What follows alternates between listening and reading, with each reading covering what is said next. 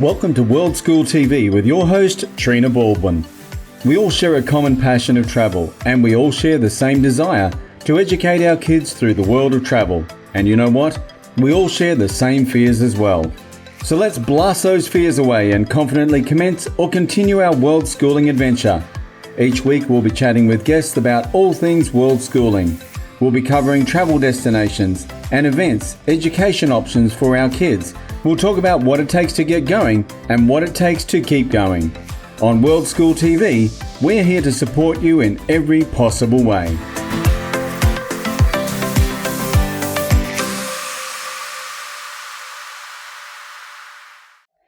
Welcome to World School TV. I'm your host, Trina Baldwin. This week I'm chatting with Tammie Brooks. Tammie is a world schooling mum from Canada who's built a business online to enable her family to travel the world. Tammie and her husband have been travelling overseas with their son since he was 10 months old. They decided to make a permanent move away from Canada in 2017 and arrived in Bali when their son was 5, and they've been using it as a home base ever since while they continue to explore the world. Tammie found they were missing a real sense of community and wanted to connect with other world schooling families. So, amongst other community events she's helped create, she created Ubud Kids Meetups. Tammie has become the go-to person when it comes to info on living in Bali, particularly Ubud. And through the conversations she was having with people while building community, it became apparent that there are many families looking for support around moving to Bali, with things like housing, schools, settling into the community. So combined with her love for Bali, she's launched terrificlifestyle.com. Tammie is certainly a wealth of knowledge when it comes to Bali, so I'm looking forward to hearing what she has to share with us. Okay, so Tammie, welcome to World School TV, and thank you so much for joining us here today. I know myself, when I moved up to Ubud, you were my go-to person, and that was based on recommendations from a lot of people. So, if we can first just meet you and find out a little bit about yourself and your family. Okay, so my family we moved here from Canada, but I am Canadian born and raised, and my husband is actually French, as in France French, not Canadian French. And he spent 12 years in Canada, and that's where we met and had our son. And so our son is Canadian, although fluent in French as well. And we moved over here in October of 2017. After many winters of traveling, we've traveled every year with our son since he was 10 months old, and kind of tried to escape all the Canadian winters we could. We've only had one Canadian winter that we actually stayed since my husband and I have been together. So we've been trying to avoid them, but we got tired of coming back in the cold, because inevitably we could only take 4 to 6 weeks off work and come back and it would still be in the minuses with snow on the ground. And I had volunteered and worked and lived in Africa a few times in my 20s and really wanted to go back there. And through a lot of changes and new career paths for my husband, he became a permaculture designer and got offered jobs in Africa. And so off we went to Africa, thinking that we would live in Zanzibar where he had a job, and it didn't feel right. Came back to Canada again, defeated, said, well, now what? And my husband said, why not Bali? And I'd never been to Bali. And so I said, but if we go, we're not coming back to Canada this time. We are officially becoming world schoolers and traveling the world. And, who knows how long we'll stay in Bali. And if we don't like it, we'll go somewhere else, but we're not coming back to Canada anymore. So that time we rented out our house. We sold all of our possessions, and here we are. And I love to say that when people say, how long are you here? I'm here as long as I love it. And right now, I love it. Fantastic. I love that. So, it's interesting to hear you say, you've not been to Bali before, and you've sort of come here in your long term. So what was it that attracted you guys as a family to Bali when you'd not been here before? To be honest, what we first heard about Bali was through the wonderful marketing that Green School does. So many people have heard of Green School. And, we sat down and watched those videos. Our son was 5 when we left Canada. He's 7 now. And when we watched those videos, I had this sense of like, oh my gosh, I'm going to be not doing the best job as a parent if I don't send my kid to this school. Right. That they do such a good job with their videos. They had me convinced. And so we started researching that.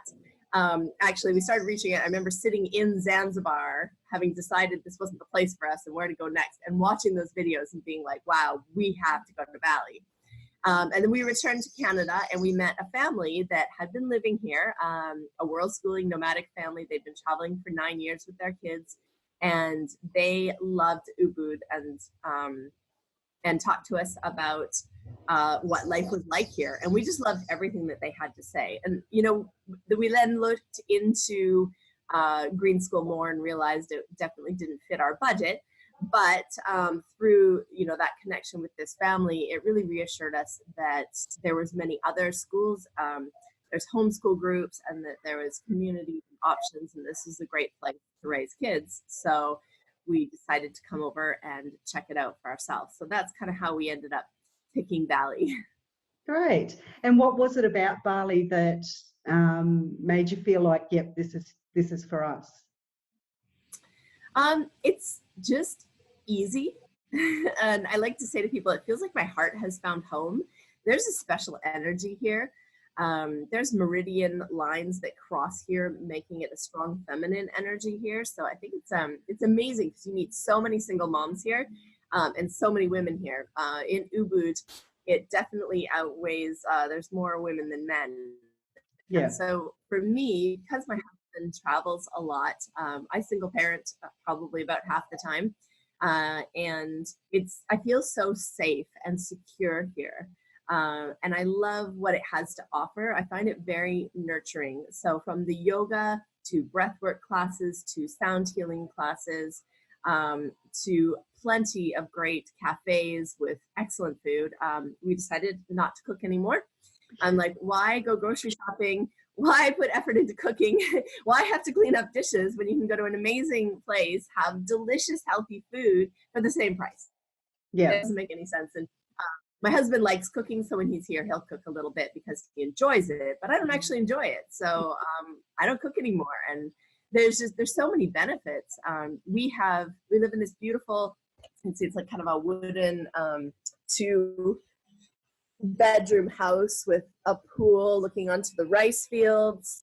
And we couldn't do that without the cost of living here being so much lower than in Canada. You know, we wouldn't have this beautiful environment to live in. But I'll admit, one of the things I thought would be easy here was friends and community. And it was actually more challenging than I thought when I got here. And so I found it's a very transient place. And I think that's something that we experience a lot when we're world schooling and traveling. You know, we travel a lot and we meet these amazing people, but then inevitably you have to say goodbye because they're on to the next destination, or it's time for us to leave for our next destination. And so I would meet these fabulous people here, but they kept moving on. And I thought, well, if I put my son in school, because he loves school, he wants to go to school as an only child, it supports his need for that sense of community. I thought, I'll meet the parents. But many parents, they don't speak English, or they have their kids dropped off by their drivers and Bantus. And I didn't find that sense of community at school either. So I decided after many goodbyes and things, after a year here, coming back in September, I just felt like I was starting all over, had to make brand new friends, and decided I would build the community that I want. And now it's even better. Now I definitely don't want to leave Bali, because now we have this strong community that you're a part of. And so many people that are here longer term, and so many people that want to now come and stay longer term, and activities and things like our family meetup every Tuesday. So that's happening tonight. That's so fun. So I'm interested to know, how did you actually do it though? Like, I know it was coming from a need or a desire of yours to have a community, but you're in a country that you don't know. Like, how long ago did you actually start building community? How long had you been here before you decided you needed to do this? It was more than a year. It was over a year. And I think I decided that I needed it, and I started to meet a few people. But it didn't click. It wasn't flowing. I'd met some people, but it wasn't like we were seeing each other on a regular basis. And when my husband left this January, so we'd arrived October 2017, so it was more than a year, this January 2019, I felt alone again. And I just thought, I'm going out to dinner every night with my son and sitting here and trying to have a conversation with him and make it interesting and stay off tech. And he's not loving it because I'm not that interesting as far as he's concerned. And I just thought, there must be other families that feel just like I do, that want to get together for dinner so the kids can play and have fun and we can have adult conversation and enjoy. And so because I'd met like a few people here, and I just decided to put it out there on Facebook. And so I created an event on Facebook, Tuesday Family Meetups, at a fun kid-friendly place, which Ubud has tons of. So we either go somewhere with a pool or a playground or loads of room to run around and fun stuff for kids every Tuesday. And the first meetup, we had 4 families. And most of them I knew. Well, actually, there was one family that came that was brand new. And then the next meetup, we had 9 families. Wow. And it's just gone crazy from there. I was trying to count last Tuesday because it was so big. And there was too many people moving, and the people were just everywhere. But, I think it was probably close to 17 families. And when you have 17 families that have 1 to 4 children, that's a lot of people. Mm-hmm. I mean, we took over the place. It was really fun, and they've become really fun, and it really ebbs and flows where about 50% of the people are here long term and 50% of the people are kind of passing through. And I love that because it means it's a different energy and you get to meet new people each week. It gives people traveling through, these world schoolers that are just in Bali for maybe a month, a way to integrate into the community so quickly and meet other families that they might, have kids the same age and connect with and find out what's going on here in town. And then it also gives those of us that are here a long term, a real sense of strong friendships and community. And then from that, we've kind of spawned all this other things, because it gave me so much confidence having built the Tuesday nights that I'm like, well, I also want like mom's night out. I want to get together with the women and really talk about like juicy subjects. So we started that, and we meet once a month. And then my good friend Michelle, she wanted women in business meetups. And so we started that every second week that have like a theme and a topic where we're supporting women entrepreneurs and us moms that are working online, most of us, or in different modalities here, getting together and learning business techniques and talking about things that help us in our business. And then we started family weekend getaways and beach days, and just really out of a desire to build what we want. When people have, wow, Tammie, look at what you've created. I'm like, I did it all selfishly. I'll be honest. Like, I created what I wanted, right? I wanted, awesome women to hang out with. I wanted families that my kid would be happy hanging out with. I wanted things to do because I'm an extrovert and I like to talk to people and I like to have a full schedule. So when I look at my calendar, like every night of the week, I was like, So, so it's really come together, and I'm having so much fun really doing it. And just, hearing, what people want and need, and then pulling it together. And, we have the Bali School Expo this Saturday that I'm super excited about. And it's a full family fun day with all these kids' activities, but also all the schools, from international schools to alternative schools to the homeschooling groups, are all coming to be able to share what's available here for families.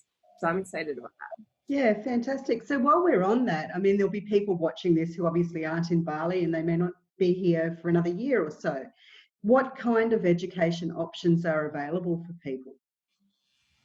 Yes, so there are the international schools, which kind of, everything that comes to mind when you think of like an international school, very academic, very, they have sports teams, they have classrooms with desks and chairs, and international teachers that are qualified, and each student will come out of that with qualifications to allow them to seamlessly integrate back into, public normal schooling in their home country, or move on to a university or post-secondary. Okay, so it's a really high quality education-based international schools. And then there are schools that are a bit more kind of half and half. So, they're going to teach your kids to read, write, do math, science. They have grades and structure, but they also have these like beautiful playgrounds and structures. They do things like yoga and meditation, and more, and real integration with the local cultures, which I think the international schools do as well. And there's lots of projects that the kids do on waste management, because there's a real plastic problem here, or maybe projects on like animal rescue, because there's a lot of stray dogs and cats and that sort of thing. So it's really great what the kids get involved in. So the school my son goes to is Wood School. They have a pool, a trampoline, goats running everywhere, and dogs running everywhere. And then we have local Indonesian teachers.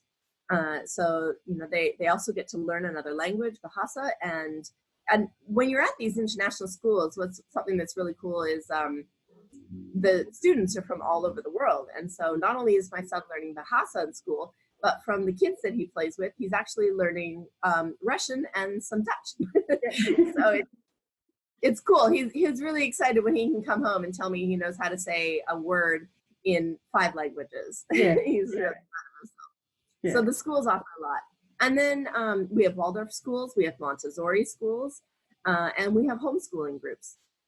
So there really is something that fits for everyone.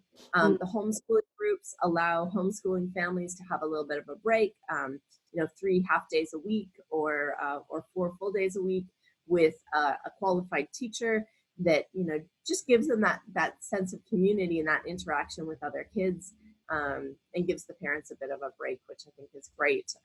And then some of the schools here do allow short term as well.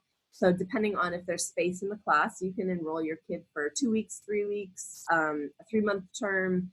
There's lots of options available. Of course, the shorter the amount of time, the more the price kind of raises, but it's very possible. I know at our school, we had 2 girls from Germany start yesterday, and they're just here for the last 2 weeks of the term, and it's kind of like they're at summer camp. Yeah. So it's really fun for them. Yeah. And cool. for parents. Nice. So that was actually one of my questions, was whether they allow short term. So that option's obviously there. What other things are there for kids to do here? What isn't there? One of the things that our school offers is after-school programs such as capoeira, robotics, gymnastics, flamenco, yoga, artistic swimming, athletic swimming. There's more. There's so much, right? And then those types of programs are offered all throughout the community as well. So there's places like Titi Batu Club, and they offer, the gymnastics and kickboxing and yoga and all these things for the kids as well. Ubud Yoga Center has kid yoga classes. The library does really fun things like fruit carving and wood carving and Balinese dance. There a Paradiso Theater, and they're doing fun things like we have tomorrow night a picnic with the Pink Panther. This is the second time they've run this event, and they get a guy in that does kids music, and so sing along with the guitar. He is amazing with the kids. They have so much fun around the campfire, and then they put on the little old Pink Panther short movies. So the original ones, they have no talking.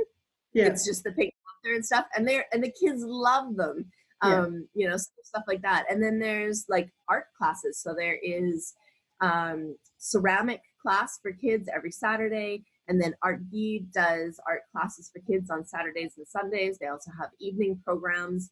And they offer stuff for adults and kids, which I love because I can go and really, I get to do mandala drawing or mala bead making or painting classes for myself. And the kids are doing drawing and painting and making bracelets and all kinds of arts and crafts. So there is so much here. There's a couple of skate parks, including Blue Bear, and then they have a trampoline, and they do lots of live music nights. They do board game nights. So it's never ending. It is. And you know, like I said, you were my go-to person, and then I found out all these other things that are going on. And I'll be honest, when I first moved up here, I was like, wow, so excited with everything going on, and I nearly hit burnout because I was just out Trying to doing go to something. Yeah, my social life has never been busier, I don't think. And my son's social life as well. So no, I absolutely have to say it's a great community and lots to do here. Yeah. Yes, and you can't burn out because then you can go for a massage, you can go for a sound healing, you can you can do all these things to just help, or like have a really good coffee in a smoothie bowl and just look out over the terraces and take a moment. Love it. Yeah, absolutely. Look, there's so many fantastic things going on, but every place you go to, look, there's pros and cons, isn't there? So what would have been some of the more challenging things you've found about living in Bali? So my two biggest personal challenges are rainy season and motorbike riding. Okay. So um, to explain a little bit about when I first landed here, I'd never ridden a motorbike, and motorbike is the way to get around here, especially if you want to cross the core of town. It can get quite backed up, and if you're sitting in a car, you will sit there forever. Whereas if you're in a motorbike, you can really get around. And it is really, I think, as far as motorbike riding goes, a fairly safe place. You can drive slow and go safely on the motorbike. But having never done it before, it was the scariest thing for me that I had to learn to do moving here. And we got here and I had 3 weeks to learn to be confident enough to go 30 minutes to and from school each way with my son on board after my husband left us here to go to a contract he had in Africa. So it was hard. The first 2 weeks, I was having like panic attacks, and I almost felt like I was going to throw up getting off the motorbike, and that was really tough. And I was like, wow, I felt like I was never going to get it. So that was the first 2 weeks, and now here I am, almost 2 years later, and I love the motorbike. It's so great. And yes, I've had my share of accidents. In those first few months, I dropped the bike a lot. I was so scared to go up like steep little paths and things, and yeah, so bikes get dropped. It happens, and you just get up and you get back on. And then more recently, I had quite a serious accident where I crashed my brand new 2-week-old bike into the back of the truck, quite hard in the rain. It was slippery, and but it's one again. I can't stop talking about how great it is here because the locals were great. They picked me up. They helped me take my bike to the shop. Somebody local from my village came and picked me up and brought me home. And then the community rallied around picking up my son and taking him to the Tuesday meetup and making sure he was taken care of while I was taking care of myself. And from a completely wrecked motorbike, I just had it finally fixed yesterday. And in total, it only cost me $150. And my bike looks like new again. It's amazing. It's so cheap to fix. So, and then the rainy season. So when my husband left that first time and left me alone here 3 weeks in, the monsoon started. And that year was monsoon like I didn't see this year. It was crazy. And the roads sometimes would flood this deep, and you're riding through on the motorbike and you can't see because it's rushing water and it's muddy and you don't know where the rocks and the holes in the road are. And so that was quite scary. And I'm a warm weather, sunny person, so I just don't dig the rain at all. But this second rainy season was much easier on me. I don't know if the rains were actually lighter or if it was just that I felt more landed and comfortable here and comfortable on the bike. It didn't seem as bad this year. But I would say those are two of the hardest things. Things that other people might find challenging to deal with here might be the wildlife. It's very open living, and there's mosquitoes, so I use mosquito nets. I don't think that you should use air conditioning because then you don't acclimatize and it feels hotter whenever you go outside. So our house doesn't have air conditioning, which means like it is actually open. There's a gap between the wall and the ceiling, or the roof on the house. So, wildlife can come in. There's fabulous tokays and geckos everywhere. I absolutely love them. This house and one other house that I've lived in had a monitor lizard. So we see him sometimes over on the coconut tree, and he's probably about a meter long. Oh, wow. And great. And then there's snakes once in a while. We've never had a snake come into our house, but we found a huge snake skin that he left on the fence by our pool.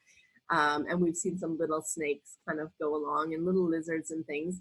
And for us, I just love it. I'm fascinated by the geckos and the bats that eat the mosquitoes. I love them. Thank you so much for eating all the mosquitoes. But there's ants in the kitchen and in the bathroom at night when I turn the light on. There's cockroaches, and it's just, I don't know. I think it's part of the fun and the adventure of living here.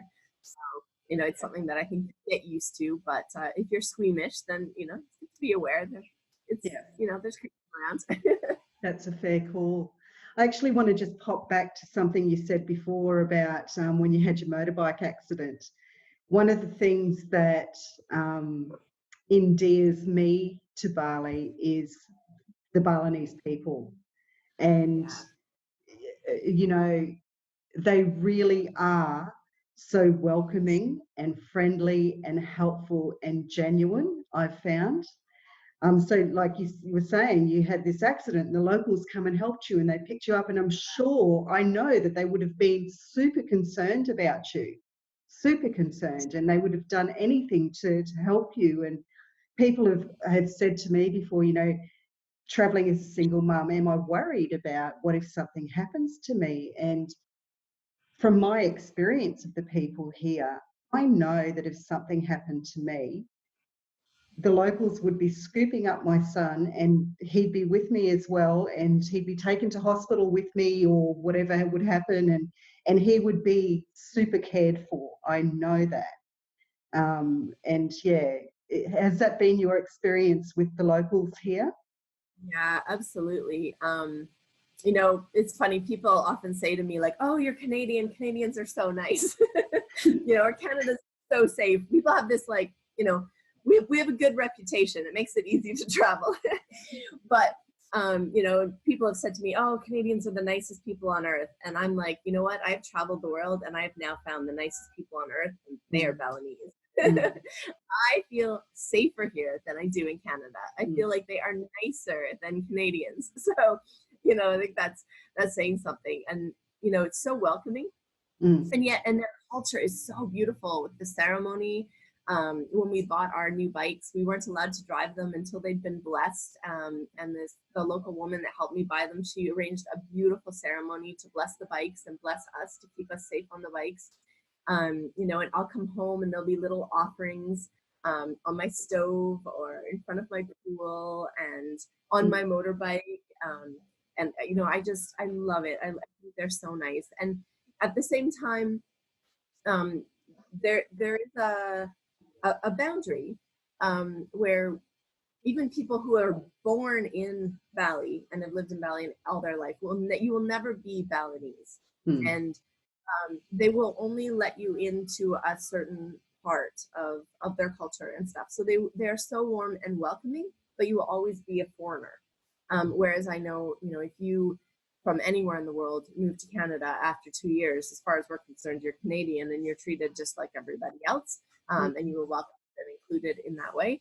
And Bali is different in that. And it's something that I really respect, though. I have so much respect for that, I think that it's good that they protect their culture, and they have their traditions and things. And it's just, they're so nice. I mean, we've found this house that we're in currently a little bit too small for us, but we don't want to leave because we don't want to leave the village. We love the village and the people, right? I'm like, oh, I don't want to go anywhere else. I want to stay here because I really like them. And go out of my way to do things that I can to support them as well. And, and make sure that I employ them to do things like my laundry and cleaning and, and extra things that I need done. I really want to give them my money and support them. And, the tourist industry here is booming. It's become really one of the main livelihoods here. And Yeah. I love just to be able to, pay for the privilege of being in this country, to be able to give back. Yeah. Yeah. I love that. So, for someone who might be curious about coming to Bali, what would you suggest they do? Like, what sort of things should they look out for when they're researching coming to Bali? Oh, well, I'm maybe going to mention my business here. Please do. Please do. If I may. So I've started a business called Terrific Lifestyle with a partner that I met here, Renan. And it's out of just that. So all the families that we've met or travelers that we've met that are like, wow, you live in Bali, how do I move to Bali? Or, what should I pack? Or what visas are available? Or how do I find housing? Or what schools are available? Or how do I get into the community groups? So these are questions that I get asked all the time. And so I built terrificlifestyle.com, so S on the end, terrificlifestyle.com, as a resource that is now available to help people get prepared to come here. And we offer coaching and support for people to walk you through that transition process and answer all those questions for you. We're always happy to do a free call and answer lots of questions from the get-go, so that's a great resource for you. And then we have loads of information on the site. And then even if you don't want our coaching and the whole hand-holding service, we also offer just our documents up for sale, like really cheap. So you can get an entire pre-departure document that's got a checklist for leaving your home country, a checklist for what to pack, a checklist of what you really shouldn't pack, because really you can buy almost anything here. And things like travel insurance that you need to consider, and companies that we've had experiences with that we can recommend. And then there is school documents. So there's over 25 international schools here. And so I've researched them all, done a write-up on each one, and have contact information for each one. And then there is housing. So what are all the different neighborhoods and areas in Bali, and which neighborhood has like communities of families and things to do and to consider, and what questions to ask when looking for a house, and what Facebook groups, or how to find one on Airbnb or knocking on doors. And so everything that you need to know about how to find a house. So I put that there. And then Facebook is just a really good general resource. If you want to know about the kids' activities that are going on, then the Ubud Family Meetups Facebook group exists. There's Ubud Parent and Kids Connect, where people ask questions, or maybe, like, where do I buy a skateboard, or, kind of anything that you need to find here. I've also written a community document that has the where to find everything. So where to buy kids' helmets, to all the medical that you need to know, to the top 10 restaurants to work from, like if you're a digital nomad, the top 10 restaurants for value, the top 10 restaurants for kids, the top 10 restaurants for fine dining. I have every single kid activity that you can do on the entire island of Bali in that document. So, wow. You have certainly cut out a hell of a lot of time for people by putting all that together. They're super valuable resources to have, because I know the amount of time and research that goes into a new place, and you seem to have it all together there, Tammie. That's fantastic. So you mentioned it's for the whole island of Bali that you cover, not just Ubud? Some things are focused in on Ubud. When it comes to kids' activities, I did the whole island, because there's great things like the safari park or the water parks, the Bali Bounce, there's the wake park, and none of those things, Treetop Adventure Park, those things aren't in Ubud, but I've included them all. And then schools as well. I did the schools for the entire island of Bali.